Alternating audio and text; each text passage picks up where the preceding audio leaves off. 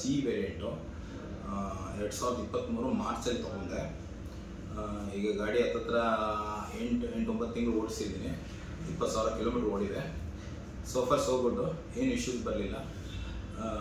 ಏನಂದರೆ ನನಗೆ ಇಲ್ಲಿ ಇಷ್ಟ ಆಗಿದ್ದು ಸ್ಟಿಲ್ ಸರ್ವಿಸ್ ವೈಸ್ ನೋಡಿದಾಗ ನಮ್ಮ ಫ್ರೆಂಡ್ಸ್ ಒಂದಷ್ಟು ಜನ ಟೊಯೋಟೋ ಸಜೆಸ್ಟ್ ಮಾಡಿದ್ರು.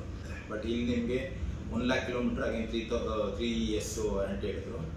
ಅದಲ್ಲದೆ ಮತ್ತು ನಿಮಗೆ ಟೊಯೋಟಾ ಐ ಕನೆಕ್ಟ್ ಅಂದ್ಬಿಟ್ಟು ಒಂದು ಆ್ಯಪ್ ಬರುತ್ತೆ ಬೇಸಿಕಲಿ. ಅದು ಬಂದ್ಬಿಟ್ಟು ಅಲ್ಲಿ ನಾವು ಅಡಿಷ್ನಲ್ಲು ಆ್ಯಡ್ ಆನ್ ಪೇ ಮಾಡಬೇಕು. ಬಟ್ ಇಲ್ಲಿ ಅದು ಇರಲಿಲ್ಲ.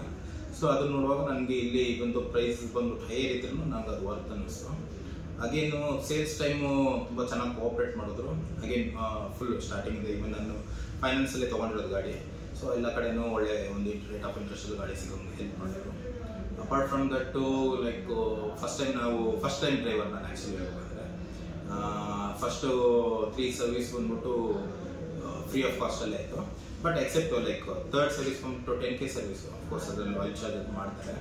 ಅಪಾರ್ಟ್ ಫ್ರಮ್ ದಟ್ಟು ರಿಸೆಪ್ಷನ್ ಆಗಲಿ ಸರ್ವಿಸ್ ಎಲ್ಲ ತುಂಬ ಚೆನ್ನಾಗಿತ್ತು. ಆಮೇಲೆ ಈಗ 20,000 ಕಿಲೋಮೀಟ್ರಿಗೆ ಬಂದಿದ್ದೀನಿ.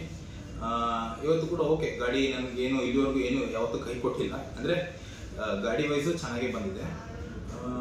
So thanks to Nandi Toyota. Hope ಅವರು ಎಲ್ಲರಿಗೂ ಇದೇ ಥರ ಸರ್ವಿಸ್ ಕೊಡ್ತಾರಂತ ನಾನು ಎಕ್ಸ್ಪೆಕ್ಟ್ ಮಾಡ್ತೀನಿ. Yeah, thank you, all the best.